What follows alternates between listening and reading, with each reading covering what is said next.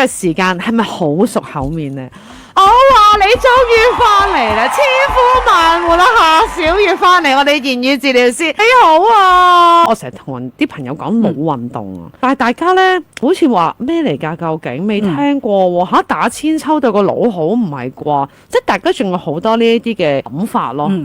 嗱，腦運動咧係我創辦嘅一個名稱，亦都係我去改出嚟嗰個原因咧。本來係一啲叫神經運動，係通過一啲嘅運動咧，幫我哋個腦接收得叻啲。呢一種嘅治療咧，本來都出現嘅，都喺度嘅，只不過咧直接咁樣去結合到言語治療嚟用啦，同埋咧中間有咩地方咧要再去改良咁計咧，咁又冇人咁樣去做喎，咁所以咧我就將佢個名咧做一個新嘅名出嚟，但係背後咧係一個神經運動治療，再加咗一啲咧新嘅元素落去，就叫腦運動啦。咁最緊要咧，我哋講緊腦運動言語治療，或者我簡稱 NSP 咧，就係講緊咧，我哋點樣將我哋平時諗住係言語治療要做嘅類別咧，點樣可以令到做得咁快、更好，佢哋進步得更加好。原來我哋今日所講嘅好多嘅症狀咧，個背後咧係同個腦袋有關嘅。